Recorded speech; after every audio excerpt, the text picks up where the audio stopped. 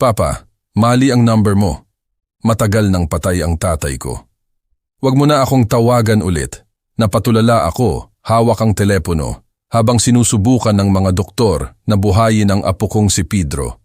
Itinakwil ako ng sarili kong anak para protektahan ang kanyang mana, pero ang hindi niya alam, ang patay na ito ay malapit nang sirain ang buhay niya habang buhay. Dahan-dahan kong ibinaba ang cellphone. Naging itim ang screen tulad ng kaluluwa ko sa sandaling iyon. Ang matinis na tunog ng monitor ng puso ay bumabaon sa aking pandinig. Beep, beep, beep. Ang bawat tunog ay nangangahulugang 1 segundo na lang ang buhay ni Pedro at isang pakupa sa sarili kong kabaong. Sa paligid ko, ang emergency room ng pangkalahatang ospital ay napakagulo. Amoy murang disinfectant, iyak ng mga bata, at ang mabigat na hangin na nararamdaman mo lang sa lugar kung saan nagtatagpo ang kahirapan at kamatayan. Sir Serrano. Inalis ako ng boses ng nurse sa aking pagkatulala. Marahas niyang nyugyug ang braso ko. Gumising po kayo, pakiusap. Kailangan ng doktor ang authorization at deposit ngayon na. Papasok na sa septic shock ang bata. Nakausap niyo na po ba ang tatay? Tiningnan ko ang babae, pagod ang mukha at may mantsa ang uniforme. Pagkatapos, tiningnan ko ang sarili kong mga kamay, ang mga kamay na punong-puno ng kalyo, may basag na kuko dahil sa paghahalo ng semento at pagbubuhat ng ladrilyo sa ilalim ng araw. Ang mga kamay ding ito ang nagbayad ng pag-aaral ng anak ko, barya-barya, sakripisyo-sakripisyo. Nakaramdam ako ng bukol sa lalamunan na akala ko'y ikamamatay ko na. Paano ko sasabihin sa babaeng ito na ang tatay ng bata, ang sarili kong anak, ay patay na ako sa kanyang buhay? Hindi ko siya nakausap, bulong ko na basag ang boses na parang lumang salamin. Hindi siya sumasagot. Naku, sir! Sigaw niya, inis na ipinukpok ang metal na folder sa counter. Kung wala pong pirma ng may-ari ng siguro o bayad na cash, hindi namin siya maililipat sa operating room. Iyan po ang patakaran. Tumingin ako sa maruming salamin patungo sa gurney.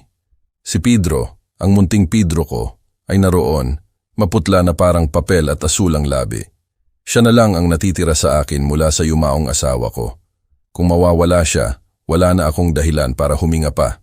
Mayroon akong card, sabi ko na nanginginig, habang kinukuha ko ang dagdag na credit card na ibinigay sa akin ni Carlos taon na ang nakalipas na may ngiti ng isang pating. Gamitin mo yan para sa emergency, matanda, ayokong may kulang ka, sabi niya. Iniabot ko ito sa kahera na nanginginig ang kamay. Ito na ang huli kong pag-asa. Ang babae sa kahera, isang bata na ngumunguya ng bubblegum ng walang gana, ay inihagis ang plastic sa terminal. 1, 2, 3 walang hanggang segundo.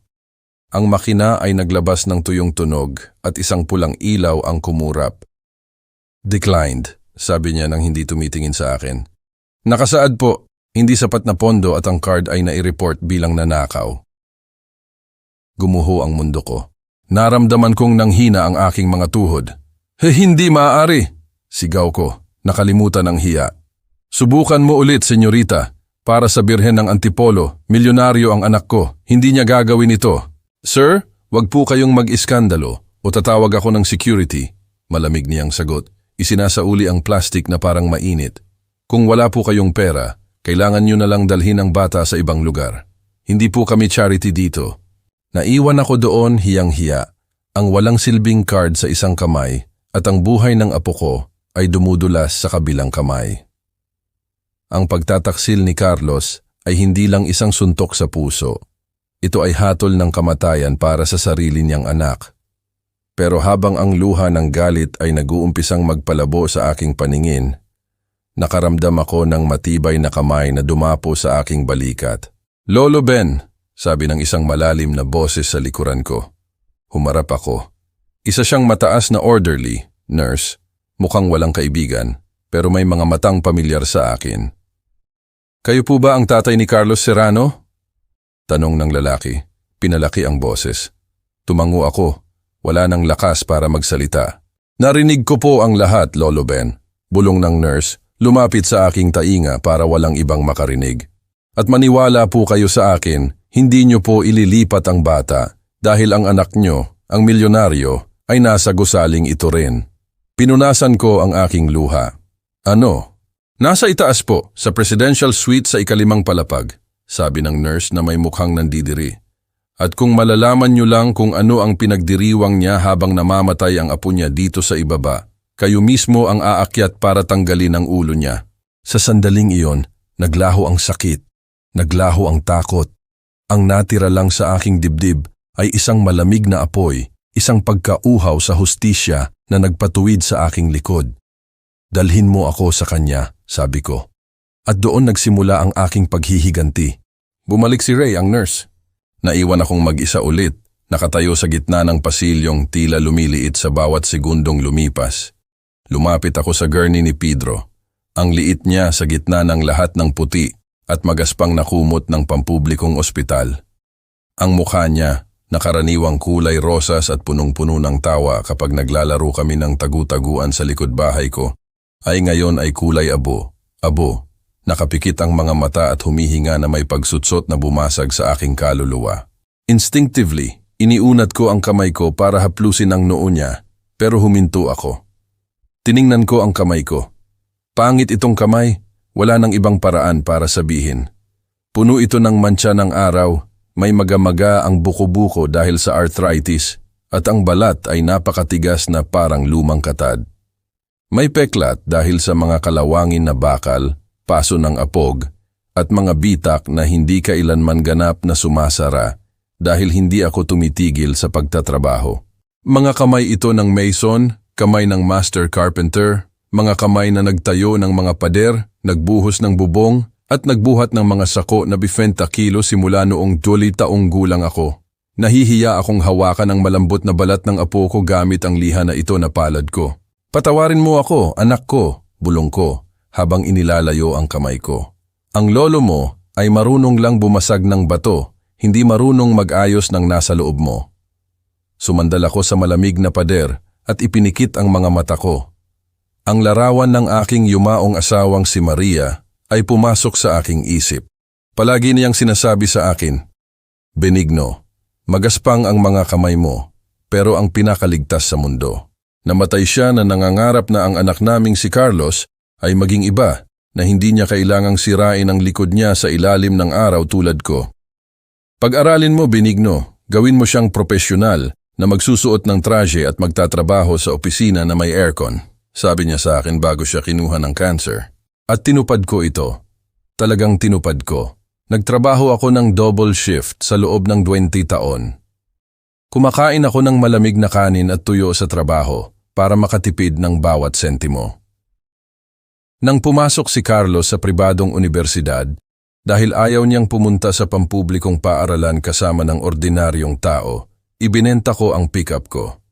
Nang gusto niyang mag-exchange student sa Espanya, isinangla ko ang bahay sa unang pagkakataon. Naalala ko ang araw ng kanyang pagtatapos. Naroon siya, nagniningning, suot ang kanyang toga at birrete, napapalibutan ng kanyang mga mayamang kaibigan. Dumating ako na suot ang pinakamaganda kong polo, iyong ginagamit ko lang kapag nagsisimba tuwing linggo, at ang pinakintab kong bota. Nang lumapit ako para yakapin siya, naging matigas siya. Papa, wag mo akong yakapin ng masyadong mahigpit, magugusot ang toga ko, sabi niya ng pabulong, tumitingin sa paligid kung may nakakakita sa amin. At pakiusap, wag kang masyadong malakas magsalita, napapansin ang accent mong probinsyano. Naramdaman ko ang unang kirot sa puso ko noong araw na iyon, pero nilunok ko lang.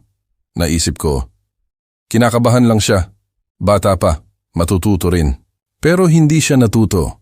Ang mga kamay niyang iyon, malambot, inalagaan ng mamahaling cream, mga kamay na hindi kailanman nagbuhat ng mas mabigat kaysa sa isang leather briefcase, ay lalong naging sakim, naging kuko, at ngayon, ang mga kamay na iyon ay ibinaba ang telepono habang ang sarili niyang dugo ay namamatay. Isang pag-ubo ni Pedro ang nag-alis sa akin sa aking mga alaala. Umikot ang bata, humihikbi sa sakit. Ang makina sa tabi niya ay nagsimulang mag-ingay ng mas mabilis. Lolo, humikbi siya nang hindi nagbubukas ng mata. Masakit ang tiyan ko, parang nasusunog. Nandito ako, buhay ko, nandito ako, sabi ko sa kanya. Nakalimutan ng hiya at hinawakan ang kamay niya ng mahigpit. Naramdaman ko ang kanyang malamig na daliri na humawak sa aking mga kalyo. Paparating na ang doktor. Magtiis ka pa ng kaunti. Isa kang mandirigma tulad ng lolo mo, di ba? Nauuhaw ako, bulong niya. Naghahanap ako ng tubig, pero wala. Puno lang ng kawalan ng pag-asa. Kinapa ko ang bulsa ng pantalon ko. Wala itong laman. Wala akong pambili kahit isang bote ng tubig. Ibinigay ko ang lahat kay Carlos noong nakaraang linggo para sa isang investment na magpaparami raw sa aking ipon. Sumpa ng buhay, bulong ko, sinuntok ang pader. Ang pisikal na sakit ay nag-distract sa akin ng kaunti mula sa sakit ng kaluluwa. Kailan ako naging ganito? Isang matandang walang silbi na hindi man lang makabili ng tubig para sa namamatay niyang apo. Nagtrabaho ako mula umaga hanggang gabi sa loob ng 40 taon para matapos sa ganito. Humihingi ng limos sa sarili kong anak na hinahamak ako. Diyos ko, kung nandiyan ka man, tumingin ako sa dipinturang kisame ng ospital. Huwag mo siyang kunin. Ako na lang. Nabuhay na ako. Gutay-gutay na ako. Nagsisimula pa lang siya. Huwag mo akong parusahan dahil sa pagpapalaki ng isang halimaw. Ang tunog ng makina ay nag-stabilize ng kaunti. Pero ang malamig na pawis sa noo ni Pedro ay nagsasabi sa akin na nauubos na ang oras namin. Kailangan ko ng pera. At kailangan ko na. Naglakad ako patungo sa bintana ng admin ulit. Mabigat ang mga binti ko na parang tingga. Ang senyorita sa kahera, iyong nag-reject ng card ko, ay nagtatype sa computer niya nang hindi tumitingin. Senyorita, sabi ko, sinusubukang maging marangal ang tunog kahit na nanginginig ako sa loob. Pakiusap, kailangan kong makipag-usap sa kahit sino, isang supervisor, ang direktor, kung sino man. Bumuntong hininga siya, gumawa ng bubble sa kanyang bubble gum bago ito pinutok. Plop. Sir, sinabi ko na po sa inyo, walang operasyon kung walang deposit. Patakaran po ng ospital. Wala pong personalan. Siyempre may personalan. Sumabog ako, sinuntok ang counter gamit ang bukas na palad. Buhay ito ng isang bata, isang 5 taong gulang na bata. May anak po ba kayo? Huminto ang babae at tiningnan ako ng may pagkadismaya. Opo, meron, at nagtatrabaho ako dito para pakainin sila. Kung hahayaan ko siyang pumasok nang hindi nagbabayad, sa akin nila ibabawas ang operasyon at maniwala po kayo, hindi ako kumikita ng ganoon kalaki. Napipi ako. Talaga yatang ang kahirapan ginagawa tayong magkaaway. Tama siya, sa kanyang malupit na paraan, nagsimula akong mag-alis ng sintas ng aking relo. Isang lumang Seiko automatic, iyong mabigat, nagawa sa stainless steel. Regalo sa akin ni Maria sa aming ika-25 anibersaryo, 1 taon bago siya namatay. Iyon na lang ang natitirang may halaga sa akin, bukod sa wedding ring ko. Tingnan mo, sabi ko, inilagay ito sa counter. Magandang relo ito hapon, hindi kailanman nahuhuli. Worth siguro ito ng at least 3,000 kung isasangla. Kunin mo ito bilang garantiya. Pipirma ako ng promissory note para sa natitira. Bukas, ibebenta ko ang mga gamit ko, ibebenta ko lahat. Pero operahan mo ang bata. Tiningnan ng babae ang relo ng may pagmamaliit. Hinawakan niya ito gamit ang dulo ng pluma na parang patay na insekto. Sir, ospital po ito, hindi pawn shop. Itago niyo na lang po ang relo niyo. Naramdaman kong nag-init ang mukha ko. Ang hiya ay isang asido na kumakain sa iyo sa loob. Pero hindi ako sumuko. Hindi ako pwede. Inalis ko ang gintong singsing, ang wedding ring ko. Nasa daliri ko na ito sa loob ng 40 taon. Ang balat sa ilalim nito ay puti at may pilat. At ito, 14 karat na ginto. Basag ang boses ko. Singsing ito ng asawa ko. Pakiusap, Sir, tumigil na po kayo. Itinaas niya ang boses niya, tinawag ang atensyon ng security guard na natutulog sa sulok. Tama na, magbayad kayo o umalis. Hinaharangan niyo na ang pila. Tumingin ako sa likod. May isang babae na may karga-kargang sanggol at isang lalaki na may tuwalya na puno ng dugo sa kamay.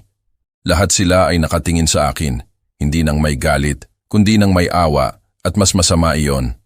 Ang awa ay ang pinakamasamang insulto para sa isang tao na palaging umasa sa sarili niya. Ibinulsa ko ang mga yaman ko, nakakaramdam ng higit na kahirapan kaysa kailanman. Humarap ako, talunan. Naglakad ako ng hila-hila ang mga paa patungo sa waiting area. Umupo ako sa isa sa mga matigas na upuang plastic na tila ginawa para pahirapan ang likod. Kinuha ko ang cellphone ko ulit, 2% na lang ang baterya. Denial ko ang number ni Carlos nang walang malay. Ang numerong inyong tinawagan ay patay o wala sa serbisyo. Ibinaba ko ang telepono. Tiningnan ko ang mga bota ko, puno ng tuyong putik. Kaninang umaga, tumulong ako sa isang kapitbahay na magbuhos ng semento para kumita ng kaunting pera. Tingnan mo ang sarili mo, Benigno, naisip ko. Isang matandang marumi, walang pera, walang kapangyarihan, tama ang anak mo, wala kang silbi. Sa sandaling iyon ng kumpletong kadiliman, nang isinasaalang-alang ko ng magnakaw ng gamot o kidnapin ang isang doktor, nakita ko ang isang pares ng malilinis na puting sapatos na huminto sa harap ng sa akin. Tumingala ako. Si Ray, ang nurse. May hawak siyang 2 baso ng umuusok na kape. Ang ekspresyon niya ay hindi na propesyonal o malayo. Ito ay pinaghalong pag-aalala at galit. Kunin niyo po, Lolo Ben. Iniabot niya ang isa sa mga baso. Galing po sa machine, pero mainit at maraming asukal. Kakailanganin niyo po. Kinuha ko ito nang nanginginig ang kamay. Ang init ng cardboard ay nagbigay aliw sa akin ng kaunti. Salamat anak, pero wala akong pambayad. Umupo si Ray sa tabi ko. Hindi pinansin ang protocol na nagbabawal sa mga staff na makipagkaibigan sa mga pasyente. Wala po kayong utang sa akin. Hindi niyo po ako naaalala, no? Tiningnan ko siya ng mabuti. May maliit siyang peklat sa kaliwang kilay. Naalala ko, 12 taon na ang nakalipas, bagyong Ondoy or similar local storm. Nasira ang bubong ng bahay namin sa Tondo. Ang nanay ko, si Aling Lupe, umiiyak dahil nababasa ang mga gamit namin. Biglang bumalik ang alaala. Ulan, hangin, lumilipad na yero. Si Aling Lupe na gumagawa ng pinakamasarap na tamales ng baboy. Eksakto, ngumiti si Ray, bagamat malungkot pa rin ang mga mata niya. Pumunta kayo doon kasama ng pick-up nyo, nakita nyo ang sakuna at bumaba kayo. Nagtrabaho kayo ng 3 araw ng tuloy-tuloy sa ilalim ng ulan para lagyan kami ng bagong bubong. Kinuha nyo ang mga materyales sa sarili ninyong bulsa at nang gustong magbayad ng nanay ko, sinabi niyo, itabi mo yan para sa pag-aaral ng bata. Ang bata ay ako, Lolo Ben. Naging nurse ako dahil tinulungan nyo kami na hindi mawala ang bahay. Nag-umpisa akong magdusa. Naku, hindi ko alam. Ang buhay ay umiikot, tatang, at ngayon ako naman ang babalik ng pabor. Hindi ko hahayaang mangyari ito. Ang sinabi ko kanina ay totoo. Nandito ang anak nyo. Naramdaman kong nanlamig at kumulo ang dugo ko ng sabay. Sa VIP suite? Sigurado ka? Tumango si Ray ng dahan-dahan. Kinuha ang cellphone niya at nagpakita ng malabong larawan. Mukhang kinuhanan ng patago mula sa isang pasilyo. May nakitang 2 pinto ng barnisadong kahoy na may gintong karatula. Presidential Suite, Private Event. At sa tabi, isang maliit na karatula. Maligayang pagdating sa pamilya de Guzman at Serrano. Serrano, binasa ko ng malakas. Siya nga, kumpirma ni Ray. Carlos Serrano. Ipinagdiriwang niya ang kanyang engagement sa anak ni Don Ricardo de Guzman, ang may-ari ng Paraiso Hotel Chain. Maliit na party lang, napaka-eksklusibo, puro mayayaman lang. Engagement, inulit ko ang salita na parang lason. Pero sinabi niya sa akin na nasa Cebu siya, nag-finalize ng export deal. Sinabi niya na wala siyang signal. May signal siya, may pera siya, at may champagne siya, Lolo Ben, sabi ni Ray nang may pigil na galit. Nakita ko siya mismo nang umakyat ako para maghatid ng gamot. Nandyan siya, tumatawa, habang ibinebenta niyo ang relo niyo dito. Hinawakan ko ang baso ng kape nang napakahigpit kaya't nasira ito. May tumalsik na mainit na likido sa aking mga daliri. Hindi ko naramdaman ang sakit. Ang walang hiya, ungol ko. Hahayaan niyang mamatay ang sarili niyang anak para pakasalan ang isang mayaman. Mas masahol pa, sabi ni Ray at nag-alinlangan ng 1 segundo. Narinig ko ang mga nurse sa VIP floor na nagtsismisan. Sabi nila, ang fiancé, ang anak niyo, ay nagpakilala bilang isang taong walang kalakip, walang nakaraan, walang pamilya. Tumayo ako. Hindi na nanginginig ang mga tuhod ko. Nakaramdam ako ng isang sinaunang lakas. Yung lakas na lumalabas sa iyo kapag kailangan mong buhatin ang isang bakal na beam ng mag-isa dahil wala nang iba pang gagawa. Dalhin mo ako, sabi ko ng tuyo. Lolo Ben, restricted area po iyon. May mga gwardiya. Kung makikita po nila kayong ganyan, tiningnan niya ako mula ulo hanggang paa. Nang may buong respeto, hindi po nila kayo papayagang makalapit sa elevator. Hindi ako humihingi ng permiso mo, Ray. Sinasabi ko sa iyo, dalhin mo ako o aakyat ako sa fire exit at sisirain ko ang pinto sa pamamagitan ng pagsipa. Tiningnan ako ni Ray sa mata. Nakita niya na hindi ako nagbibiro. Nakita niya ang lalaking nag-ayos ng bubong ng nanay niya sa ilalim ng bagyo. Bumuntong hininga siya at tumayo. Sige po, pero kailangan nating magmadali. Gamitin niyo po ito. Inalis niya ang kanyang puting lab coat at isinuot sa aking mga balikat. Masikip ito sa aking mga braso, pero tinakpan ang marumi kong polo na may semento. Doon tayo sa cargo elevator, iyong ginagamit namin para mag-akyat ng mga bangkay at maruming damit. Walang nagbabantay doon sa ganitong oras. Tara na, sabi ko, tinapon ang kape sa basurahan. Hindi ko na kailangan ng caffeine, sapat na ang galit sa aking ugat para manatili akong gising sa loob ng 1 linggo. Ang paglalakad sa mga panloob na pasilyo ng ospital ay parang pagdaan sa tripa ng isang hayop. Si Ray ay nasa unahan, naglalakad ng mabilis, tumatango sa ibang mga doktor para hindi nila mapansin ang matanda na sumusunod sa kanya. Ako ay nakayuko, nakakuyom ang mga kamao sa loob ng bulsa ng hiniram na coat. Kalma lang, Benigno, sabi ko sa sarili ko. Huwag kang mawawala sa sarili mo. Kailangan mo siyang makita muna, kailangan mong maging sigurado dahil sa kaibuturan ng puso ko bilang isang ama, isang hangal at inosenteng bahagi ko, ay gusto pa ring maniwala na ito ay isang pagkakamali, na baka nagtatrabaho lang si Carlos doon, na baka hindi niya alam kung gaano kalala si Pedro, na baka kung makita niya ako ay tatakbo siya para yakapin ako at kukunin ang checkbook para iligtas ang bata. Nakapagtataka kung paano tayo kumakapit sa larawan ng bata na binuhat natin, kahit na ang bata ay 30 taong gulang na at may ngipin ng lobo. Dumating kami sa service elevator. Amoy industrial disinfectant ito at may iba pa, isang bagay na matamis at bulok. Ipinasa ni Ray ang kanyang magnetic card at bumukas ang mga pinto ng metal. Pumasok kami. Pinindot ni Ray ang button 5. Ang button ay may pulang etiketa na nagsasabing pribado. Nagsimulang umakyat ang elevator na may metal na ingay. Floor 1, emergency. Floor 2, maternity. Floor 3, intensive care. Makinig po kayo, Lolo Ben, sabi ni Ray, nang hindi tumitingin sa akin. Tinitingnan ang mga numerong nagbabago. Pagdating natin sa itaas, hindi po ako makakapasok sa suite kasama nyo. Mawawalan po ako ng trabaho at may 3 anak akong kailangang buhayin. Huwag kang mag-alala, anak. Marami ka nang ginawa. Ihahatid ko po kayo sa service hallway sa likod ng kusina ng VIP area. Mula doon lalabas po kayo sa pangunahing pasilyo. Ang suite 502 ay nasa dulo, sa kanan.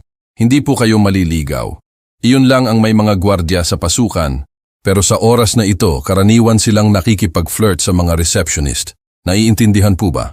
At Lolo Ben, humarap si Ray at inilagay ang kamay niya sa aking balikat. Kung kailangan nyo, alam nyo na. Kung magiging gulo ang sitwasyon, malapit lang po ako. Iiwan ko ang cellphone ko na nagre-record sa cart ng gamot sa labas ng pinto. Kung sakali. Tiningnan ko siya ng may pasasalamat. Mabuting tao ka, Ray. Mas maganda ang ginawa ng nanay mo kaysa sa ginawa ko sa sarili ko. Huwag po kayong magsalita ng ganyan. Ang mga anak ay gumagawa ng sarili nilang desisyon. Binigyan niyo po siya ng mga kasangkapan. Nagdesisyon siyang gamitin iyon para magtayo ng kulungan na ginto sa halip na isang bahay. Hindi niyo po kasalanan. Huminto ang elevator nang may malambot na ding. Bumukas ang mga pinto. Ang pagbabago ay brutal. Sa ibaba, ang hangin ay mainit at amoy sakit. Dito sa itaas, sa ika-5 palapag, ang hangin ay naka-aircon sa perpektong temperatura, halos nagyayelo. Amoy lavender at mamahaling floor wax. Sumilip muna si Ray. Malinaw! Takbo! Lumabas ako sa elevator at pumasok sa isang pasilyo na puno ng mga kariton na may mga silver food tray. May mga plato na may tira-tirang lobster, mga baso ng alak na kalahati na lang, mga embroidered na cloth napkin. Nakita ko ang isang piraso ng tinapay sa isang tray at umungol ang tiyan ko. Wala akong kinain sa buong araw, pero nawala ang gutom ko dahil sa pagduduwal. Umasenso ako hanggang sa pinto na papunta sa pangunahing pasilyo. Inipit ko ito ng kaunti. Ang nakita ko ay nagpahinga sa akin. Hindi ito mukhang ospital, mukha itong lobby ng isang 5-star hotel. Ang sahig ay gawa sa Italiano marmol. Napakakinang na maaari mong makita ang mukha mo rito. Ang mga pader ay may mga kuwadro na tiyak na mas mahal pa sa buong bahay ko. May mga florera na may kakaibang bulaklak bawat 2 metro. At ang katahimikan. Banal na Diyos, napakamahal na katahimikan. Dito, walang naririnig na sigaw ng sakit, walang sirena, walang iyak. Dito, ang kamatayan at sakit ay itinago sa ilalim ng Persian rug. Naglakad ako, sinusubukan na hindi mag-ingay ang mga luma akong bota sa marmol. Klak, klak, klak. Ang bawat hakbang ay umalingaw-ngaw na parang putok. Nakarating ako malapit sa Suite 502. Talagang walang mga gwardya sa pinto. May naririnig na tawa mula sa loob, tawa ng mga tao na walang alalahanin, tawa ng mga tao na hindi kailanman kinailangan na bilangin ang barya para bumili ng pandesal. At pagkatapos ay narinig ko ang boses niya. Ang boses na kilala ko simula nang bumulol siya sa kanyang mga unang salita. At kaya't sinasabi ko sa inyo, ang susi sa tagumpay ay ang malaman kung kailan puputulin ang pabigat. Ang nakaraan ay walang silbi kung pinipigilan ka nitong lumipad. Si Carlos iyon. Nagbibigay siya ng talumpati. Dumikit ako sa pader, sa tabi mismo ng bahagyang bukas na pinto. Ang puso ko ay tumitibok ng napakalakas na akala ko'y maririnig nila ito sa loob. Inalis ko ang coat ni Ray. Ayokong magtago. Gusto kong makita nila ako. Gusto kong makita nila ang mga mansa ko ng semento, ang aking hamak na damit. Gusto kong maging mansa ng dumi sa kanilang perpektong mundo. Huminga ako ng malalim. 1, 2, 3 beses. Tara na, Benigno, bulong ko sa sarili ko. Para kay Pedro. At sumilip ako. Ang presidential suite ay mas malaki pa sa buong bahay ko. May malalaking bintana na nakaharap sa iluminadong syudad sa gabi. May bar counter, puting leather sofa, at mahabang mesa na puno ng gourmet appetizer. May mga pamuntao, lahat ay nakasuot ng formal. Ang mga babae ay may mahahabang damit at nagniningning na alahas. Ang mga lalaki ay may madidilim na suite at mga relo na nagkakahalaga ng kinikita ko sa loob ng 10 taon.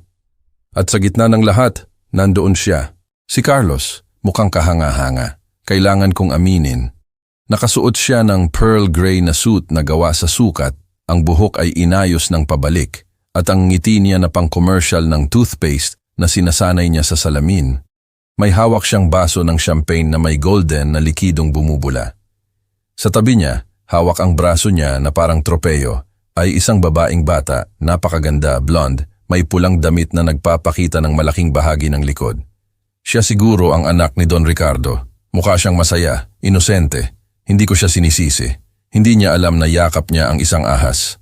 Sa harap nila, isang kalbo, mataba, mukhang bulldog na lalaki na may hindi nakasinding tabako sa bibig, ay tumango ng may pag-apruba. Si Don Ricardo de Guzman, ang magnate. Tama ka, bata, sabi ni Don Ricardo ng malakas. Gusto ko ang pilosopiya mo. Para magtagumpay sa negosyo, kailangan mong maging matigas, walang sentimental na damdamin. Kaya't tinanggap ko na pakasalan mo ang Vanessa ko. Kailangan ko ng isang taong may malamig na dugo para hawakan ang mga hotel ko kapag nagretiro ako. Hindi ko kayo bibiguin, Don Ricardo, sagot ni Carlos, itinaas ang kanyang baso. Para sa akin, ang pamilya na binuo natin ay ang tanging mahalaga. Ang iba ay lumang kasaysayan na. Kung tungkol sa lumang kasaysayan, sumingit ang nanay ng nobya, isang babaeng may mukhang snob na may hawak na chihuahua na aso na may kwelyas na perlas. Mahal na Carlos, hindi mo kami masyadong sinasabihan tungkol sa pinanggalingan mo. Alam namin na ginawa mo ang sarili mo, nakahanga-hanga. Pero anong nangyari sa mga magulang mo? Hindi ba nila gugustuhing makita ang sandaling ito? Naging matigas ako, bumaon ang mga kuko ko sa frame ng pinto. Ito na ang sandali, ang pagkakataon ni Carlos na sabihin ang totoo, na sabihin, ang tatay ko ay isang masipag na tao na ibinigay sa akin ang lahat, bagamat ngayon ay magkalayo kami. Ibinaba ni Carlos ang tingin niya sa loob ng isang segundo, gumawa ng isang dramatikong paghinto. Isang aktor na karapat dapat sa isang Oscar. "Ay, Doña Cecilia, masakit na paksa po sa akin," sabi niya ng may malambot na boses, halos basag. "Ang nanay ko, isang santa, namatay nang ipinanganak ako." Hanggang doon ay totoo. "At ang tatay mo?" Igiit ng ginang. Bumuntong hininga si Carlos, itinaas ang tingin niya at tumingin sa mga mata ng kanyang magiging biyenan nang may katapatan na nagbigay sa akin ng kagustuhang sumuka. Ang tatay ko ay isang mabuting tao sa simula. Pero pagkatapos ng pagkamatay ni nanay, naligaw siya. Alkohol, sugal, masasamang kasama. Umiling siya. Sinubukan ko siyang tulungan, maniwala po kayo.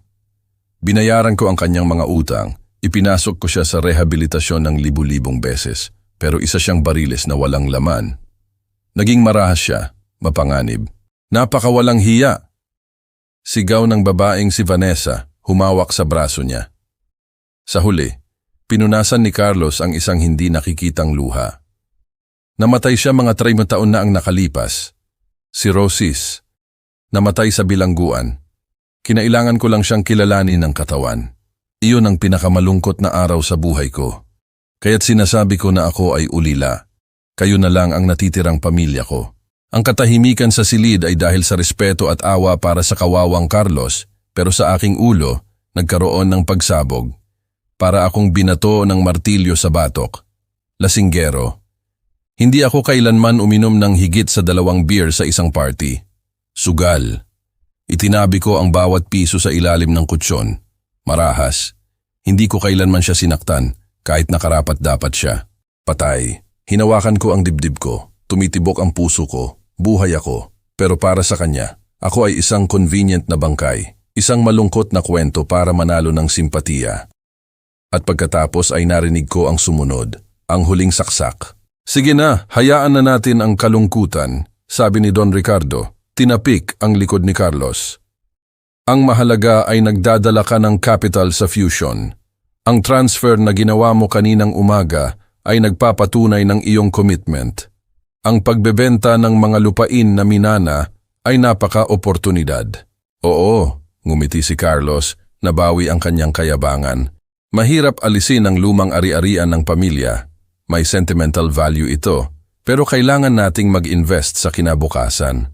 Bukod pa rito, sa perang iyon, sinigurado natin ang expansion sa Palawan. Ang lupain, ang bahay ko, ang bahay kung saan siya ipinanganak, ang bahay na itinayo ko ng ladrilyo sa ladrilyo gamit ang mga kamay na ito, ang bahay kung saan may duyan si Pedro sa puno ng avocado. Ibinenta niya iyon ngayon. At ang pera na makakaligtas sa buhay ni Pedro sa sandaling ito ay ibinigay niya sa matandang mayamang ito para sa investment. Ipinagpalit niya ang buhay ng kanyang anak para sa isang hotel. Naramdaman kong may nasira sa loob ko. Hindi ito ang puso. Ito ang kadena. Ang kadena ng walang kondisyon na pag-ibig. Ang kadena ng siya ang anak ko at pinapatawad ko siya sa lahat. Ang kadenang iyon ay nasira, kinalawang ng pagtataksil. Hindi na ako ang kanyang ama. Ngayon, ako na ang kanyang hukom. Umalis ako sa pader. Malakas na tumama ang mga luma kong bota sa marmol. Tok, tok, tok. Umalingaw-ngaw ang tunog sa silid. Isa-isa, humarap ang mga bisita sa pinto. Ang babae na may aso ay napahinga. Kumunot ang noo ni Don Ricardo at si Carlos. Si Carlos ay dahan-dahang humarap. Ang baso ay kalahati na lang papunta sa bibig niya. Nagkita ang mga mata namin. Nakita ko kung paano nawala ang kulay sa mukha niya. Nakita ko kung paano lumaki ang kanyang mga pupil dahil sa takot. Nakita ko kung paano dumulas ang baso sa kanyang mga daliri. Crash. Nasira ang kristal sa sahig. Tumalsik ang champagne at salamin sa lahat ng dako, pero walang gumalaw. Pumasok ako sa suite. Ang ilaw ng mga chandelier ay nagbigay liwanag sa marumi kong damit na may apog, ang kupas kong pantalon, ang hindi ko nahahawakan na mukha, at ang mga mata ko na wala ng luha, kundi apoy lang. "Magandang gabi," sabi ko. Ang boses ko ay naging magaspang, malalim, kakilakilabot, parang tunog ng 2 bato na nagbabanggaan. Pasensya na sa aking hitsura. Galing ako mismo sa sementeryo. Nagbukas ng bibig si Carlos, pero walang lumabas na tunog. Mukha siyang isda na wala sa tubig. Mukhang nakalimutan ng patay na manatili sa libingan. Nagpatuloy ako. Dahan-dahang naglalakad patungo sa mesa ng appetizer. At napakagutom niya, gutom na gutom talaga. Ang katahimikan na sumunod sa aking pagpasok ay napakakapal na maaari itong hiwain ng kutsilyo. Ang background music ng piano ay tumutugtog pa rin, nangungutya, pero walang humihinga. Si Carlos ay nagyelo, nakalahad ang kamay niya kung saan naroon ang baso niya kanina. Ang mukha niya ay isang mapa ng panik. Sa isang segundo, nakita ko ang bata na bumasag ng plorera at naghihintay ng sinturon. Pero wala na ang batang iyon. Sa harap ko ay isang lalaking negosyante na natrap at ang mga daga, kapag natrap, nangangagat. Sino ang taong ito, Carlos? Tanong ni Don Ricardo ang magnate, sinira ang spell. Inalis niya ang tabako sa bibig niya at tiningnan ako ng may pinaghalong curiosity at pagkadismaya na para bang isa akong ipis na kakalabas lang sa salad niya. Kumindat ng mabilis si Carlos. Nag-ayos ng sarili, inayos ang suit niya at naglabas ng kinakabahan, pilit na tawa na parang tuyong kahol. Diyos ko! Sigaw ni Carlos, naglalakad patungo sa akin ng may bukas na braso pero ang mga mata ay naglalabas ng dagger. Anselmo! Hindi ako makapaniwala! Anselmo! Kumunot ang noo ko. Humarap si Carlos sa kanyang mga bisita. Inilagay ang kanyang pinakamahusay na mukha ng awa. Mga Hinoo, pasensya na. Itong kawawang tao ay si Anselmo. Siya ang hardinero ng tatay ko sa loob ng maraming taon. Hinawakan niya ang balikat ko ng may lakas na nagpapakita ng pagmamahal, pero sa totoo, sinusubukan niya akong itulak patungo sa labasan. Ang kawawa ay naapektuhan ng husto nang mamatay si Papa. Minsan ang senile dementia ay nagpapaniwala sa kanya na nagtatrabaho pa rin siya para sa amin o na bahagi siya ng pamilya. Naramdaman ko ang pag-akyat ng init sa aking leeg. Hindi lang niya ako pinatay. Ngayon, ginawa niya pa akong baliw na hardinero. Hardinero? Tanong ni Vanessa. Ang nobya, tiningnan ako ng may awa. Naku, kawawa naman. Tingnan mo kung paano siya nakadamit. Amoy kalsada. Oo, mahal ko, sabi ni Carlos. Hinahawakan ang braso ko nang napakalakas na ang kuko niya ay tumagos sa tela ng nurse coat at sa aking polo. Isang trahedya. Anselmo, matandang kaibigan, tumakas ka na naman sa asylum. Halika, lumabas tayo para makahanap ako ng taxi para sa'yo. Sinubukan niya akong kaladkarin. Ipinirmi ko ang mga luma kong bota sa marmol at hindi ako gumalaw kahit isang pulgada. Ang 40 taon ng pagbubuhat ng sako ng semento ay nagbigay sa akin ng mga binti na parang ugat ng puno ng kahoy. Si Carlos, kasama ng kanyang mamahaling gym at mga protein, ay hindi ako nagalaw. Kumawala ako sa hawak niya ng may mabilis na galaw. Naglakad ako patungo sa mesa ng buffet. Umungol ulit ang tiyan ko. Nang may buong kalmado, kinuha ko ang isang kanape na may smoked salmon gamit ang aking maruming daliri na may apog. Ngumunguya ako ng dahan-dahan, tumitingin kay Don Ricardo sa mata. Masarap ang isda, sabi ko. Pinunasan ang bibig ko gamit ang likod ng aking kamay. Bagamat may amoy pagtataksil ito, hindi ba? Pinaningkitan ni Don Ricardo ang kanyang mga mata. Siya ay isang negosyante, isang lumang shark. Alam niya kung kailan nagsisinungaling ang isang tao at may isang bagay sa pag-arte ni Carlos na hindi nagkakatugma. Carlos, sabi ni Don Ricardo ng malalim ang boses, hayaang magsalita ang Hinoo. Kung hardinero mo siya, bakit kanya tinawag na anak nang pumasok siya? Nagsimulang magpawis si Carlos. Lumitaw ang nagniningning na mga patak sa kanyang perpektong waxed na noo. Sinabi ko na po sa inyo, Don Ricardo, nalilito siya. Sinunog ng alak ang kanyang utak. Palagi siyang naaawa ni Papa, kaya't hinayaan niya siyang tawagin siyang ganon. Siya ay kaawa-awa. Ang kaawa-awa, sumingit ako ng may magaspang na boses, ay ang isang tao na nagsusuot ng $2,000 na suit na binayaran ng dugo ng sarili niyang anak. Isang bulong ang tumakbo sa silid. Anak? Bulong ni Vanessa. Pero sinabi mo na wala kang anak. Namula si Carlos sa galit. Nakalimutan niya ang etiquette. Tama na, sigaw niya. Security, ilabas niyo ang lasinggerong ito. Pero bago siya makagawa ng anuman, lumapit ako sa kanya. Sinakop ko ang personal space niya. Naamoy ko ang mamahaling kolona niya na hinaluan ng pawis ng takot. Ikaw ang maglabas sa akin kung may bayag ka, bulong ko. Pero sapat na malakas para marinig ng mga malapit. Ikaw ang maglabas sa akin, Carlos, pero kung hawakan mo ako, isinusumpa ko sa alaala ng nanay mo na sisigawan ko sa nobya mo ang pangalan na sinusubukan mong kalimutan. Huminto si Carlos nang bigla. Alam niya kung sino ang tinutukoy ko. Alam niya na nasa akin ang susi ng kanyang pagkawasak. Ang tensyon sa silid ay hindi matitiis. Tiningnan ng mga bisita ang palabas na parang isang live na telenovela. Walang naglakas loob na makialam. Pangalan? Lumapit si Vanessa. Mukha siyang nalilito. Natatakot. Ang pagdududa ay nagsimulang mag-crack sa kanyang perpektong makeup. Carlos, anong pangalan ang sinasabi niya? Tiningnan ako ni Carlos. Sa kanyang mga mata, nakita ko ang isang desperadong pakiusap. Pakiusap, Papa, wag mo itong gawin, sabi ng kanyang mga mata.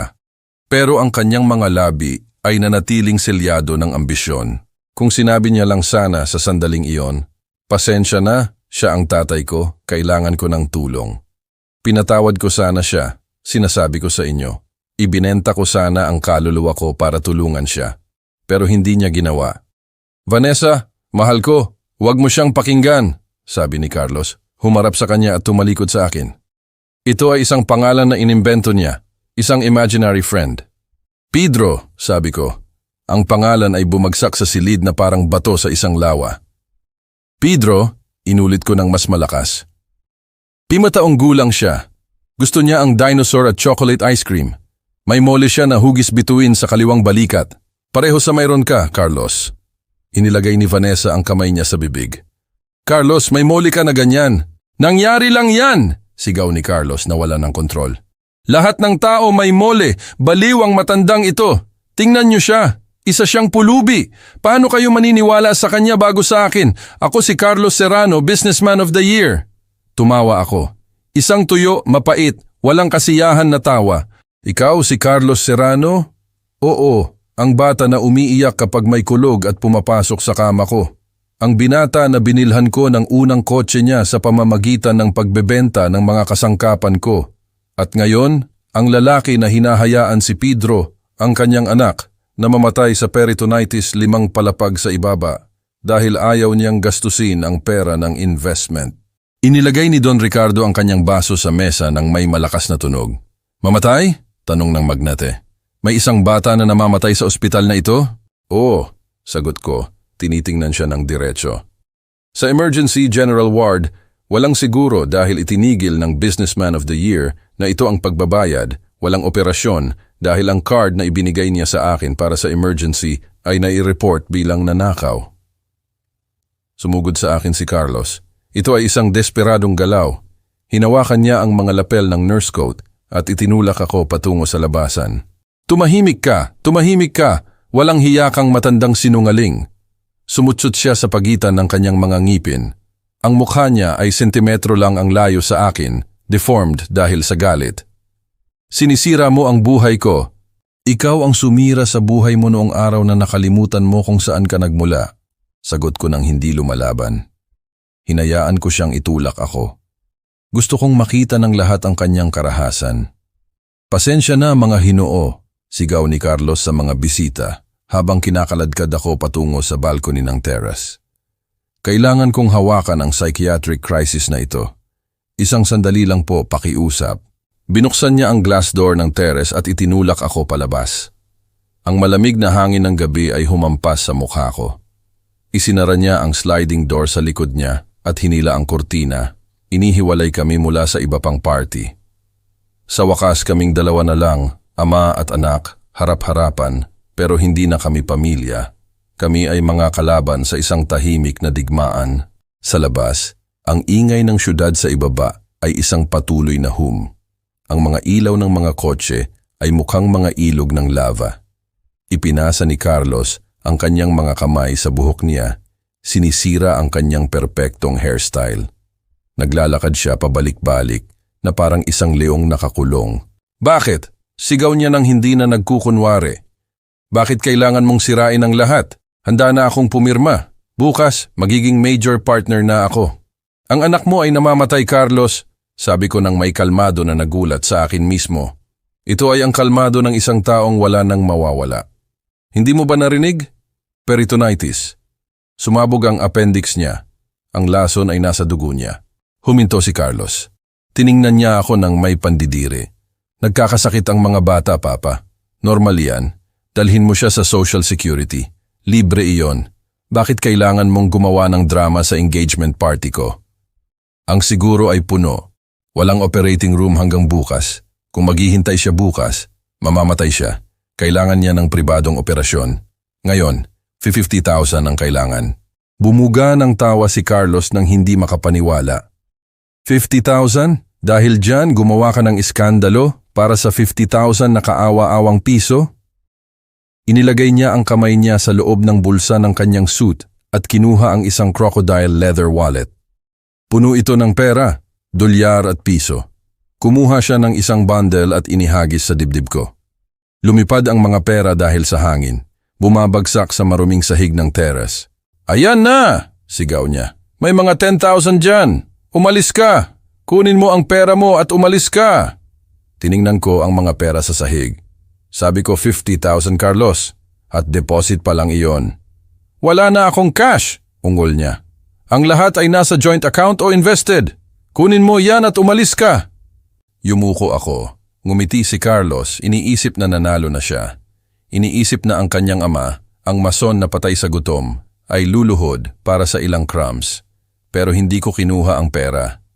Kinuha ko ang isang 500 na papel na bumagsak malapit sa bota ko.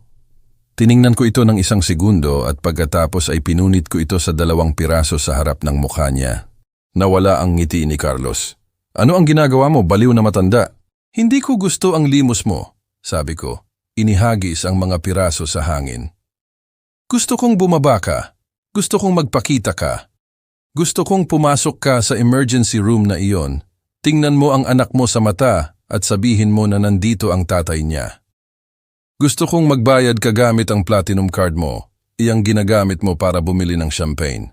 Lumapit sa akin si Carlos nang may banta. Pakinggan mo ako ng mabuti, Benigno. Hindi na siya tumawag na Papa. Kung hindi ka aalis ngayon na, tatawag ako ng pulis. Sasabihin ko na inatake mo ako. May mga saksi ako. May pera ako. Wala kang kwenta.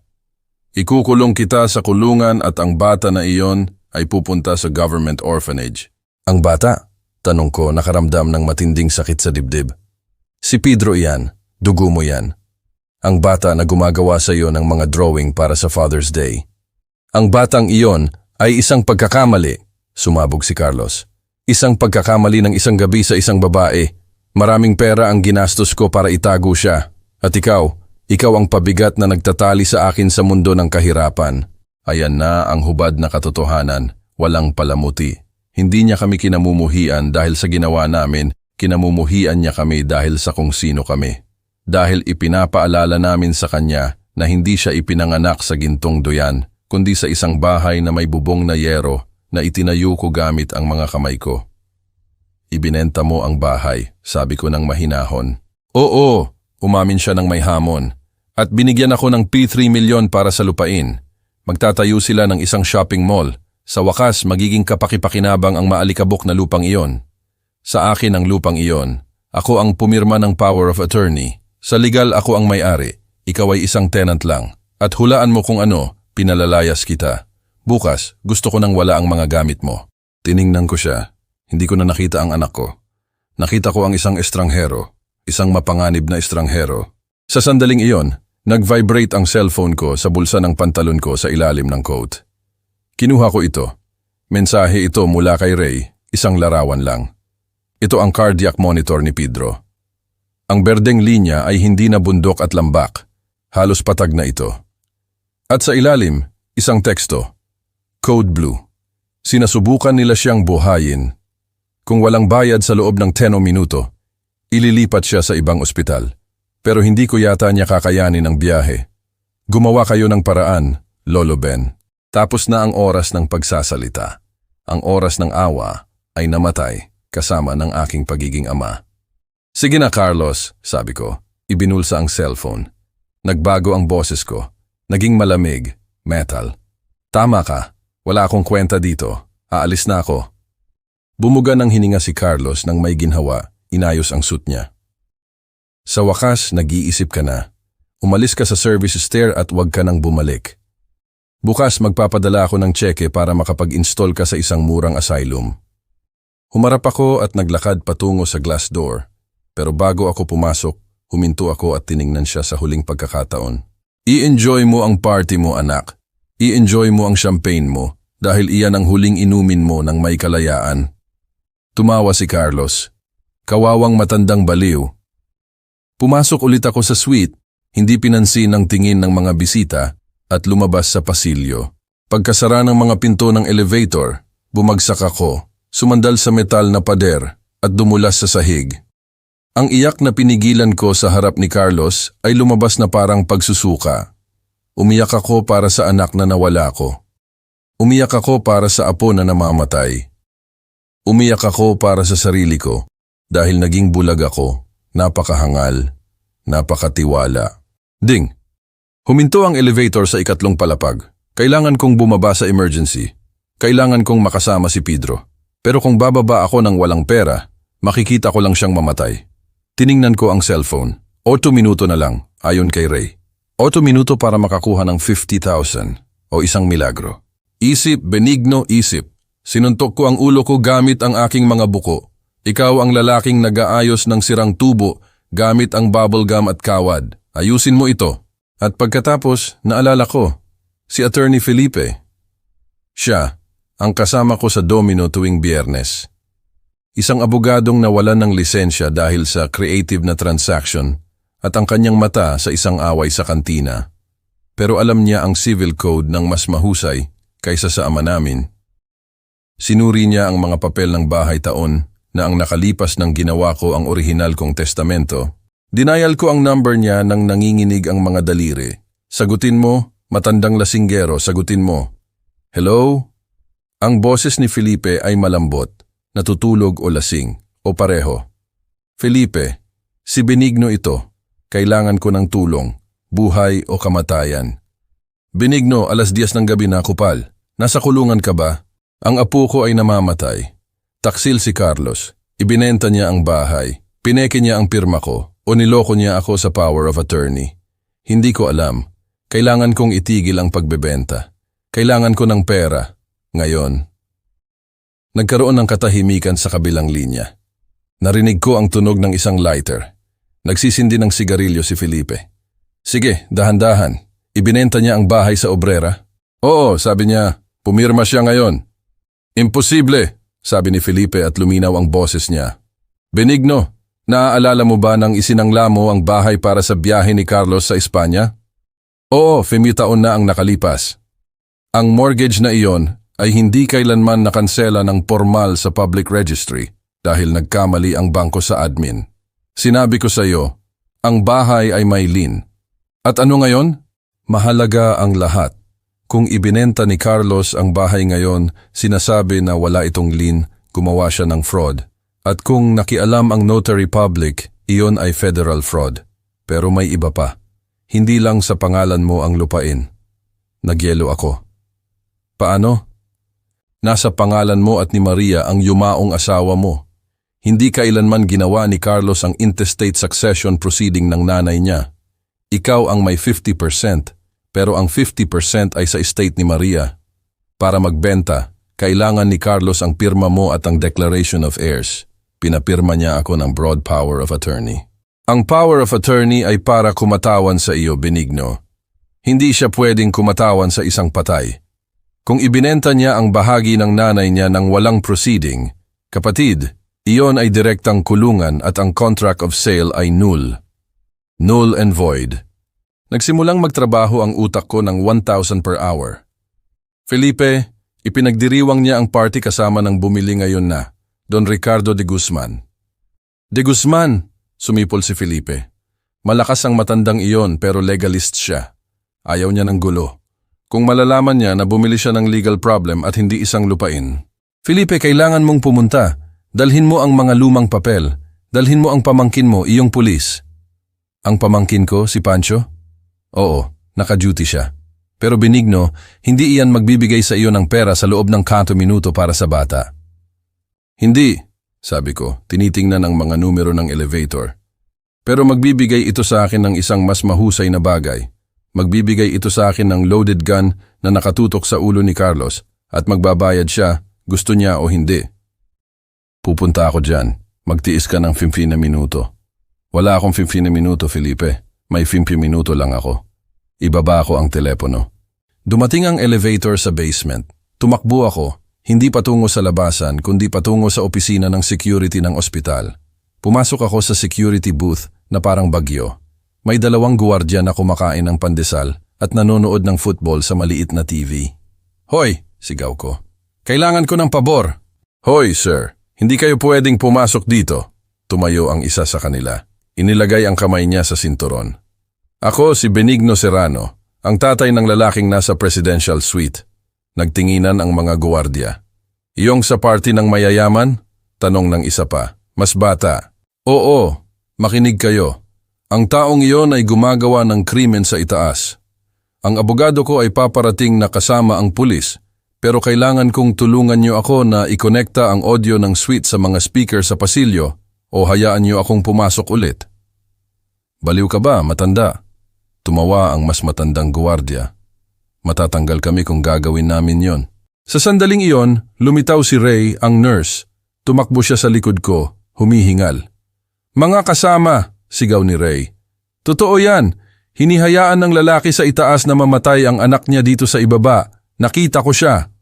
Kilala ng mga guwardiya si Ray. Siya ang nagbibigay sa kanila ng injection kapag nagkakasakit sila at nagbibigay ng libreng gamot. Seryoso, Ray? Tanong ng batang guwardiya. Sa buhay ng mga anak ko, sumumpa si Ray. Ang apo ng ginoong ito ay namamatay sa bed 4 at ang tatay niya ay nasa itaas, umiinom ng alak. Nagbago ang kapaligiran sa booth. Sa Pilipinas, maaari kang maging corrupt, maaari kang maging tamad.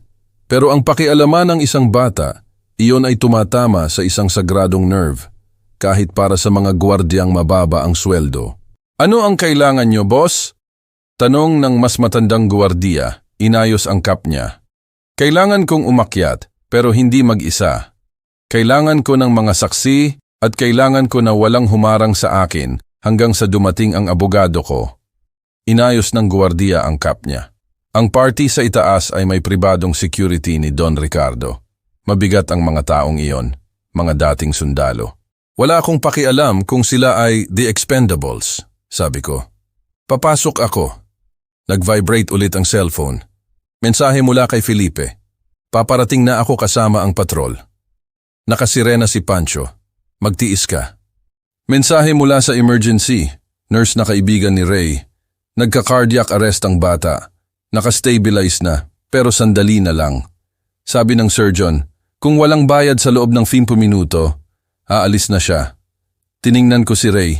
Tiningnan ko ang mga gwardiya. Tara na, sabi ko. Tapos na ang oras ng pamimilit. Lumabas kami sa booth. Kami ay isang kakaibang hukbo, isang mason na may nurse coat, isang nurse na mukhang natatakot, at 2 matabang security guard na may baton. Ang alliance ng mga nakalimutan, ang mga nobody na naglilinis ng dumi ng mayayaman. Umakyat kami sa elevator. Sa pagkakataong ito, hindi ako nakaramdam ng takot. Nakaramdam ako ng ganap na kalinawan. Sisirain ko ang anak ko.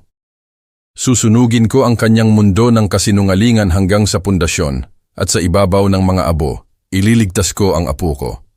Nang bumukas ang mga pinto sa ika-5 palapag, tumutugtog pa rin ang musika. Humanda kayo, sabi ko sa mga kasama ko. Magiging maingay. Naglakad ako patungo sa Suite 502 sa pangalawang pagkakataon, pero sa pagkakataong ito hindi ako kakatok sa pinto. Sa pagkakataong ito gigibain ko ito.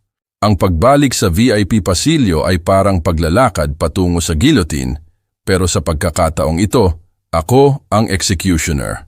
Ang 2 kaibigan kong guwardiya ng ospital, suot ang kanilang kupas na uniforme at may baton sa sinturon, ay naglalakad sa tabi ko.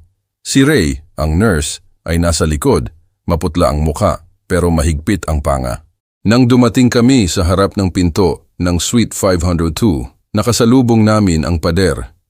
Dalawang gorilya na nakasuot ng itim na suit at may earpiece sa tainga, ang pribadong security ni Don Ricardo, ang humarang sa amin. Malalaking tao sila, iyong nag-aalmusal ng steroids at naghahapunan ng pako. Tumigil diyan, sabi ng isa sa kanila. Inilagay ang kamay niya sa dibdib ko. Ito ay isang pribadong party. Si Mr. Serrano ay nagbigay ng mahigpit na utos na walang sino man ang papasok, lalo na ikaw. Alisin mo ang kamay mo, bata, sabi ko nang hindi kumukurap. Umalis ka, lolo, o kakalad ka rin ka namin palabas. Ang mga gwardya ko ng ospital ay lumapit. Ang mas matandang gwardya, si Don Chuy, ay inayos ang sinturon niya. Hoy mga kasama, sabi ni Chuy. Ito ang ospital namin, ang jurisdiction namin. May report kami ng isang flagrant crime na nangyayari sa loob. Wala kaming pakialam sa jurisdiction mo, sagot ng gorilya. Dito, ang pera ni De Guzman ang masusunod. Biglang tumaas ang tensyon. Tiningnan ni Ray ang relo niya. 3 minuto na lang, Lolo Ben! Sigaw niya ng desperado. Wala nang oras para sa diplomacy. Naalala ko ang mga taon ko sa union, ang mga strike, ang mga sagupaan sa mga scab. Chuy, Pancho, sabi ko. Gumawa kayo ng daanan at nagkagulo. Si Don Chuy, sa kabila ng tiyan niya, ay sumugod sa gorilya sa kaliwa nang may tulak na karapat-dapat sa wrestling. Ang isa pang batang guwardiya ay nag-distract sa pangalawa. Ito ay isang chaos ng 3 segundo, sapat na para sa akin. Itinulak ko ang dobling pinto gamit ang balikat ko. Nang may buong lakas na natitira sa katawan kong ito na 72 taong gulang. Bumukas ng maluwag ang mga pinto, tumama sa mga pader ng may dagundong na nagpatahimik sa musika at mga tawa ng bigla. Carlos, ang sigaw ko ay nagmula sa aking kaibuturan, isang unggol na nagpagalaw sa mga salamin. Lahat sila ay humarap. Ang eksena ay grotesque. Ako, gusot ang buhok, nagpapawis, na may nakasabit na nurse coat. Sa likod ko, ang mga kaibigan ko ay nakikipag-away sa pribadong security. Si Carlos ay nasa gitna ng silid na may bagong baso sa kamay, nagbawi ng kanyang composure. Nang makita niya ako, nasira ang mukha niya. Nagbago ito sa isang maskara ng purong galit. Ikaw na naman, unggol ni Carlos, sinira ang protocol.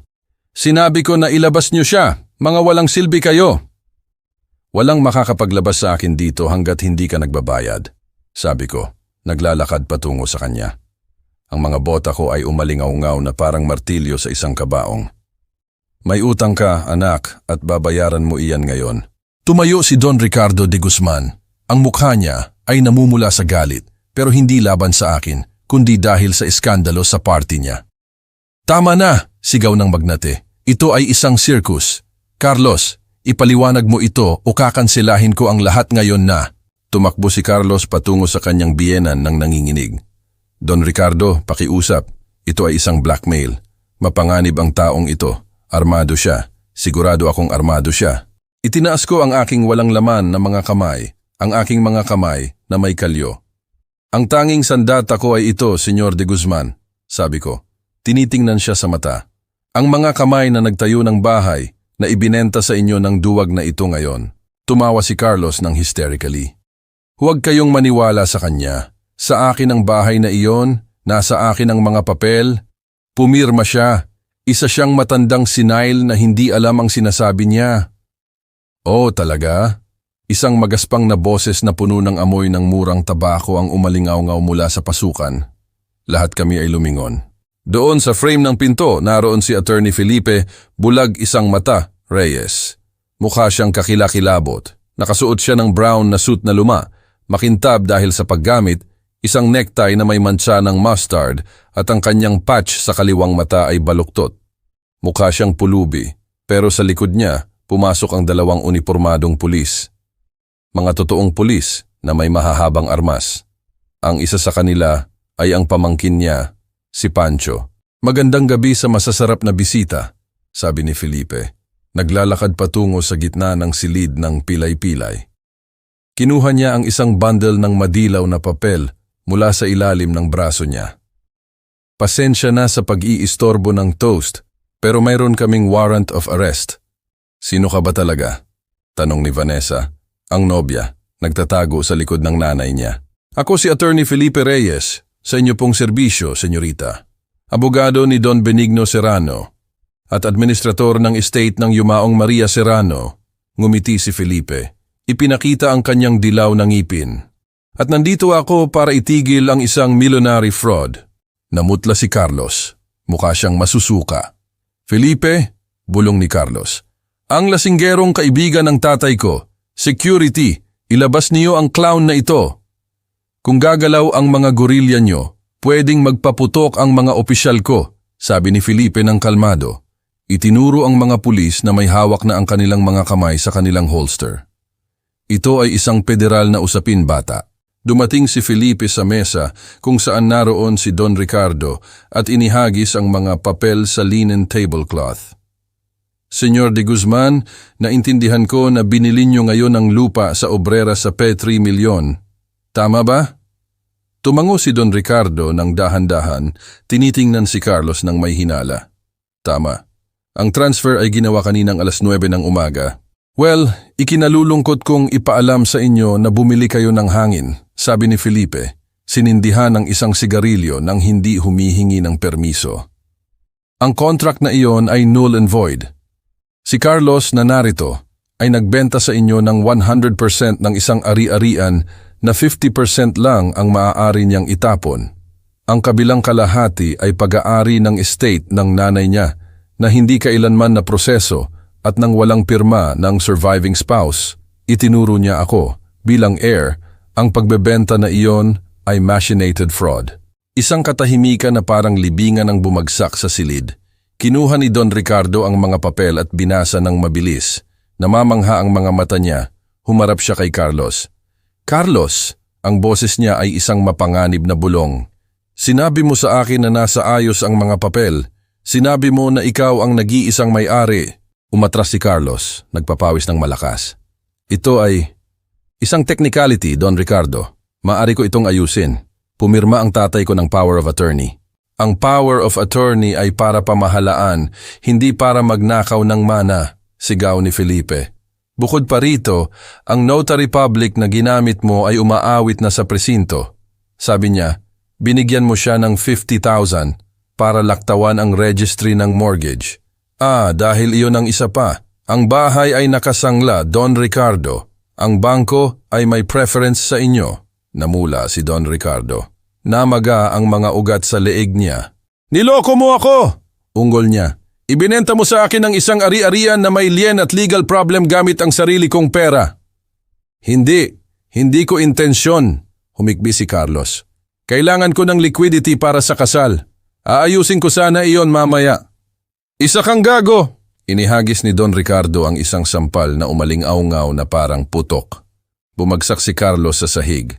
Natumba ang isang mesa na may mga baso. Tiningnan ko ang eksena ng walang kasiyahan. Ang oras ay tumatakbo. Ang pera, sabi ko. Wala akong pakialam sa bahay. Wala akong pakialam sa kasal. Nasaan ang pera? Tumayo si Carlos mula sa sahig. May basag na labi at dugo na namantsahan ang kanyang puting polo. Hindi na siya mukhang prinsipe. Mukha siyang basang daga. Tiningnan niya ako ng may galit na hindi ko pa nakita sa isang tao. Lahat ito ay kasalanan mo. Sigaw niya. Itinuro ako ng nanginginig ang daliri. Palagi kang hadlang, sana namatay ka na lang talaga. Carlos, nanginginig ang boses ni Vanessa. Totoo ba ang tungkol sa bata? May anak ka? Humarap sa kanya si Carlos ng desperado. Hindi. Well, oo, pero isa itong pagkakamali. Siya ay isang bastard na nakuha ko sa isang walang kwentang babae. Wala siyang ibig sabihin sa akin. Sa sandaling iyon, lumapit si Ray, ang nurse. Walang ibig sabihin? Tanong ni Ray, kinuha ang cellphone niya. Kung gayon, bakit sinabi niya ito isang oras na ang nakalipas? Itinaas ni Ray ang telepono at pinindot ang play. Konektado niya ang audio sa Bluetooth speaker system na nasa mesa, isang mabilis na trick na ginawa niya habang nagtatalo ang lahat. Ang boses ni Carlos ay umalingaw-ngaw sa buong suite, malinaw at malupit. Kung mamatay ang bata, kasalanan mo iyan. Tumigil ka o ibablock kita. Nagsasara ako ng isang at pagkatapos isa pang recording, iyong mula kaninang ilang minuto sa terrace. Ang batang iyon ay isang pagkakamali. Maraming pera ang ginastos ko para itago siya. At ikaw ang pabigat na nagtatali sa akin sa mundo ng kahirapan. Bukas, gusto ko nang wala ang mga gamit mo. Nagyelo ang silid, para bang dumaan ang hangin at humipan sa lahat. Tinabunan ni Vanessa ang kanyang bibig ng may takot. Ang luha ay nagsimulang tumulo sa kanyang perpektong cheeks. Ang nanay ni Vanessa ay niyakap ang kanyang aso. Tinitingnan si Carlos na parang isang halimaw. Naglakad ako patungo sa kanya. Si Carlos ay natrap laban sa bintana.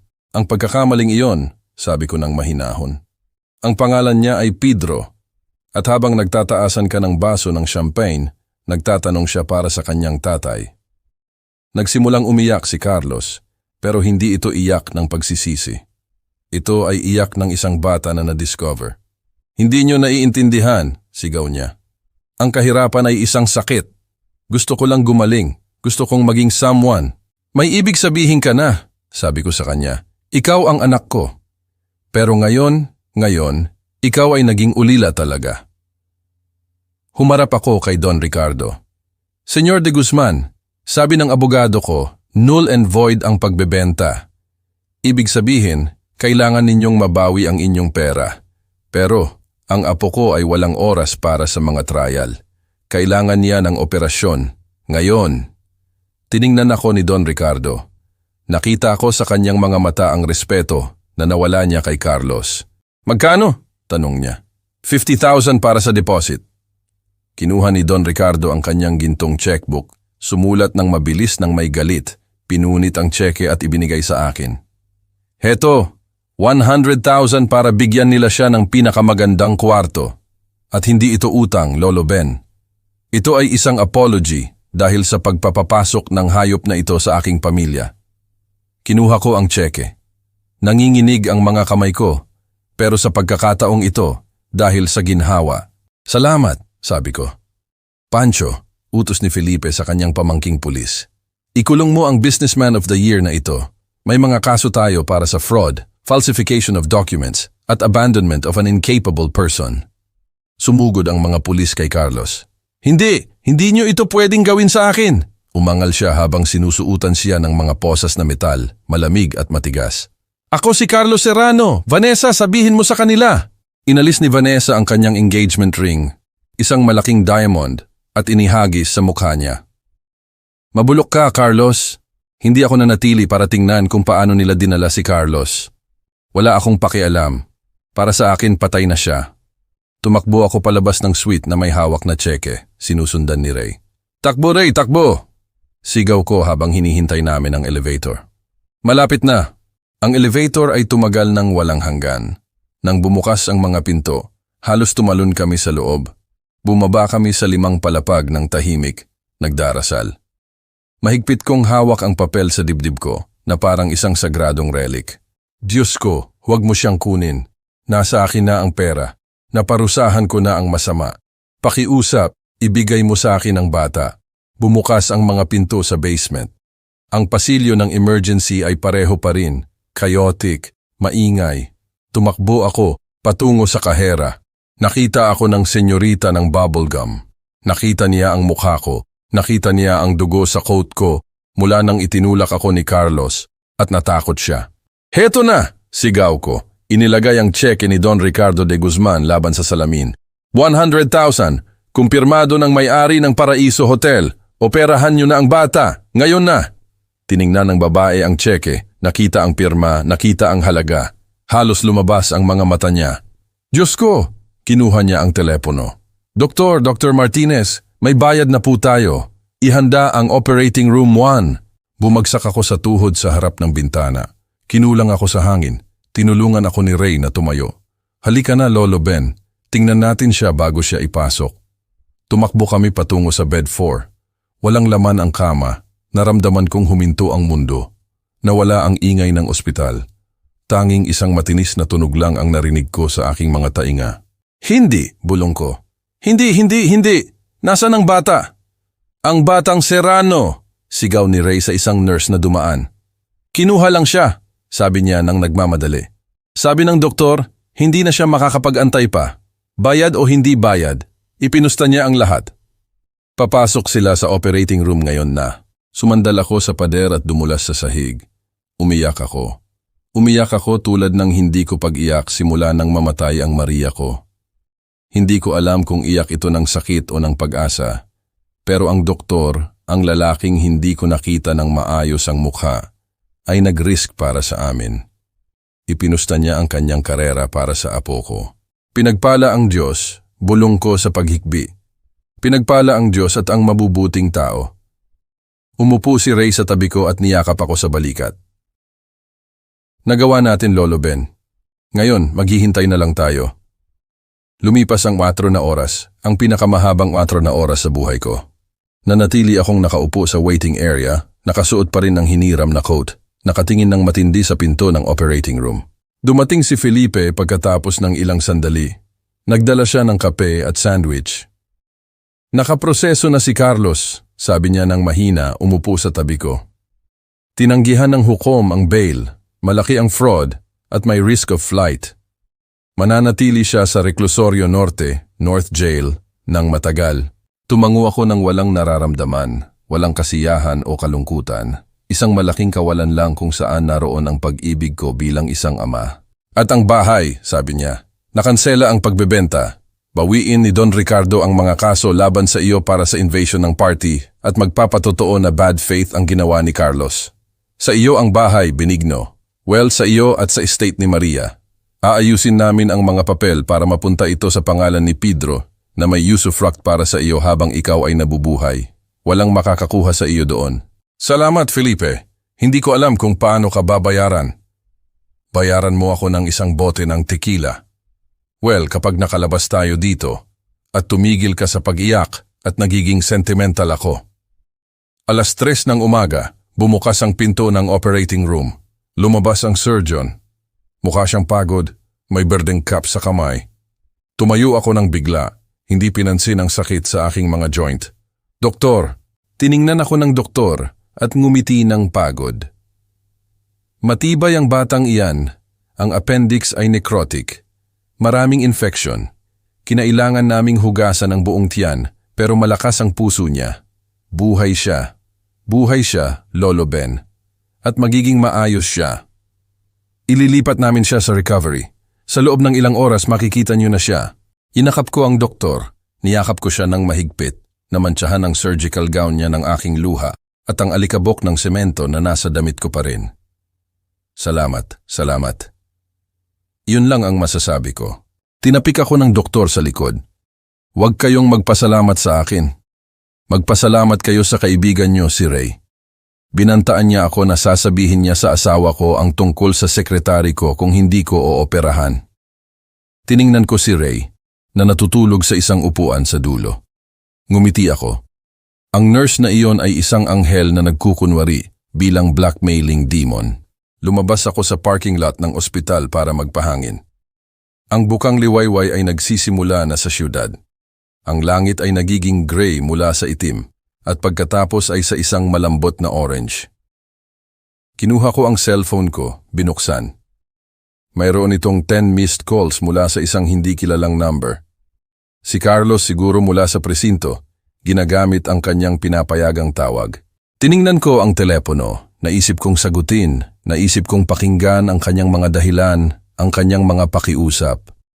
Papa, ilabas mo ako. Nagkamali ako. Pero pagkatapos, naisip ko si Pedro. Naisip ko ang kanyang malamig na kamay. Naisip ko ang party. Naisip ko ang champagne. Kinuha ko ang chip ng telepono, pinunit ko gamit ang aking mga daliri. Pagkatapos ay inihagis ko ang buong telepono sa isang basurahan.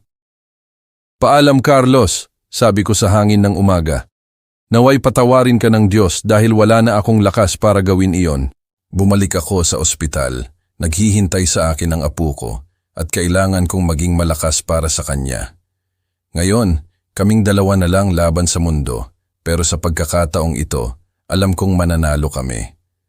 Ang sikat ng araw sa umaga ay pumapasok sa bintana ng Room 304. Hindi ito ang presidential suite, pero para sa akin, ito ang pinakamagandang palasyo sa mundo dahil nandoon ang apo ko, humihinga.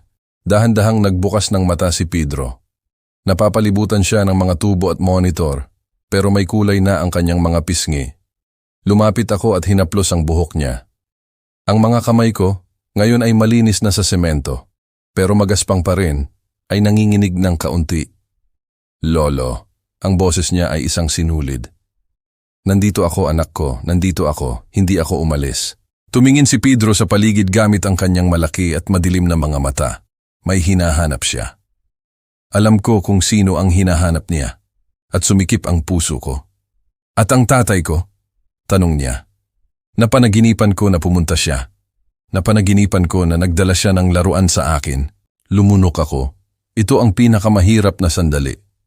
Ano ang sasabihin mo sa isang 5 taong gulang na bata na mas pinili ng tatay niya ang isang party kaysa sa buhay niya? Maghihinati ba ako para protektahan siya? O sasabihin ko ba ang totoo para ihanda siya? Naalala ko ang mga kasinungalingan ni Carlos. Ang buong buhay niya ay isang kasinungalingan. Hindi ko itatayo ang aming bagong buhay sa maling pundasyon. Hindi makakapunta ang tatay mo, Pedro, sabi ko. Tinitingnan siya sa mata. Ang tatay mo ay naligaw. Naligaw sa gubat? Tanong niya nang walang malay. Oo, mahal ko. Naligaw siya sa isang napakadilim na gubat kung saan nakakalimutan ng mga tao kung sino sila at sa tingin ko, matagal siyang makakahanap ng daan pabalik. Mukhang nag-isip muna si Pedro, pagkatapos ay iniunat niya ang kanyang munting kamay at hinawakan ang hintuturo ko. Ayos lang lolo, alam mo ang daan pa uwi, di ba? Tumakas ang luha ko. Oo, mahal ko. Alam ko ang daan at hinding-hindi kita bibitawan. Pumasok si Ray sa silid na may lemon gelatin. Kinindatan niya kami. Service sa kwarto para sa pinakamatapang na pasyente, sabi niya, at para sa pinakamapanganib na lolo sa ospital. Tumawa kami. Sa unang pagkakataon sa loob ng 24 oras. Tumawa ako ng totoo. Pagkatapos ng 3 araw, inilabas na kami. Ang pagbalik sa bahay sa obrera ay kakaiba. Ang bahay ay pareho pa rin. Ang patio na may puno ng avocado, ang kupas na mga pader, ang amoy ng moisture at mongo, pero iba ang pakiramdam. Dati, nakita ko ito bilang isang shack dahil iyon ang tawag ni Carlos dito. Ngayon, nakita ko ito bilang kung ano ito, isang kastilyo, ang aming kastilyo. Ang una kong ginawa ay pumunta sa kwarto ni Carlos. Ganun pa rin ang pagkakaiwan niya nang lumipat siya sa kanyang luxury apartment taon na ang nakalipas.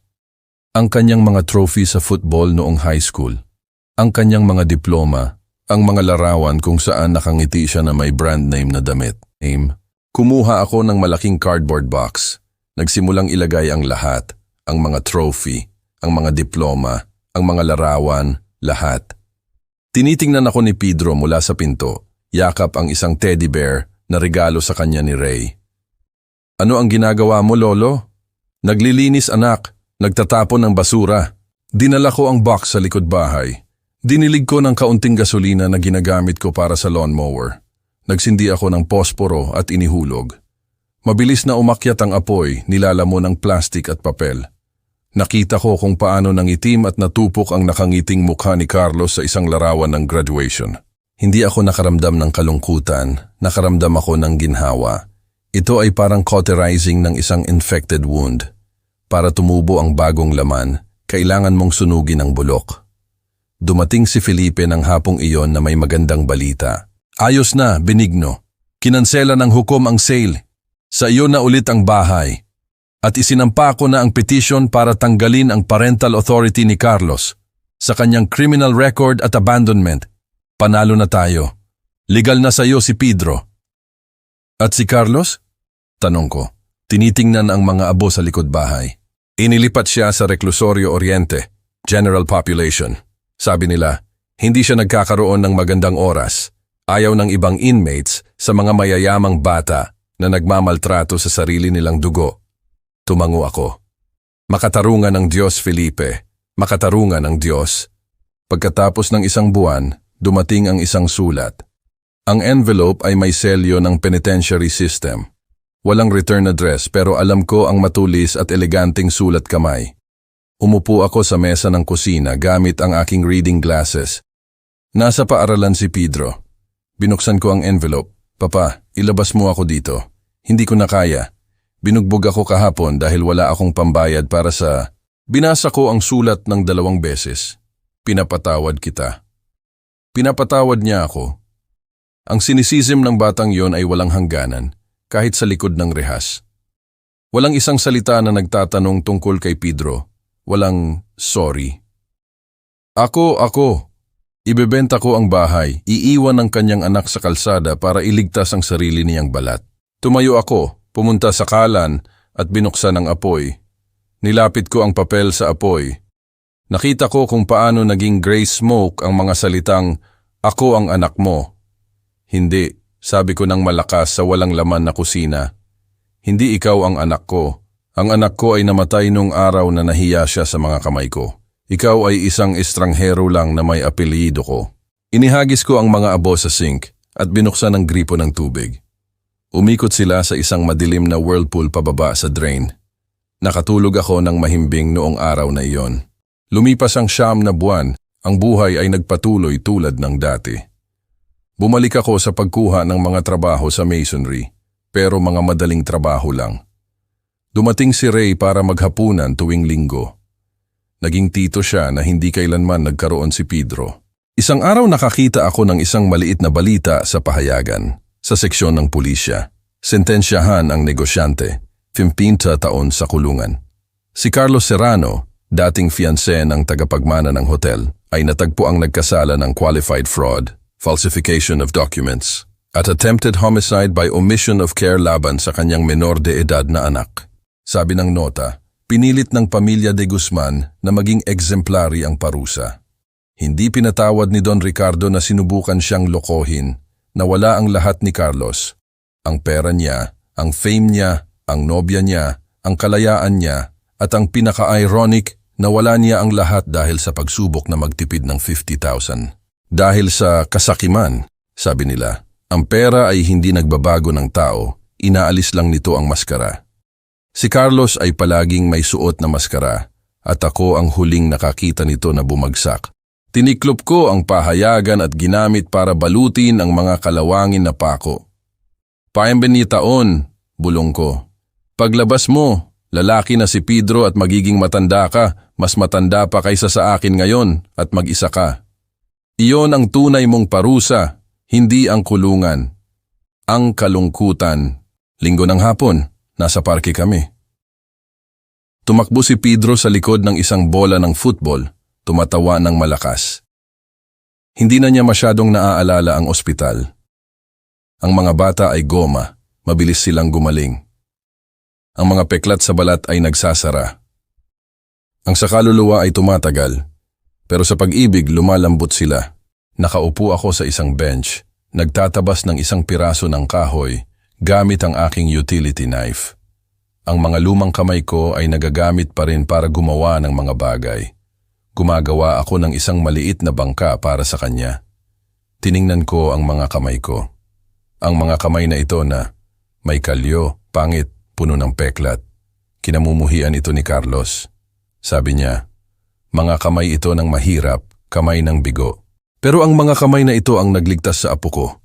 Ang mga kamay na ito ang bumasag sa mga pinto ng isang luxury party. Ang mga kamay na ito ang pumirma ng reklamo.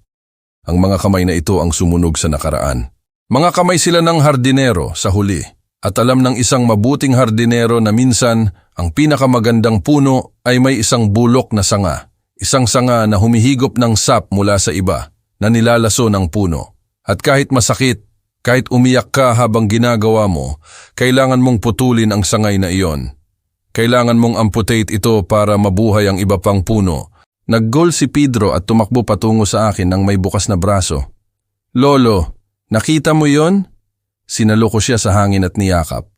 Amoy pawis ng bata, amoy lupa, amoy buhay. "Nakita ko, anak. Nakita ko." Tumingin ako sa langit. Walang ulap. Si Carlos ay nasa isang selda. Ako ay nandito yakap ang aking kinabukasan. Masakit na nawalan ako ng anak. Oo, araw-araw. Ito ay isang phantom pain, tulad ng kapag pinuputol ang isang binti at nararamdaman mo na makati pa rin ang paa mo. Pero pagkatapos, titingnan ko si Pedro at alam kong ginawa ko ang tama. Pinagpala ang Diyos na nagbigay sa akin ng lakas para buhatin ang palakol. At pinagpala ang Diyos na nagbigay sa akin ng tumpak na pag-target para hindi ako magkamali ng tama.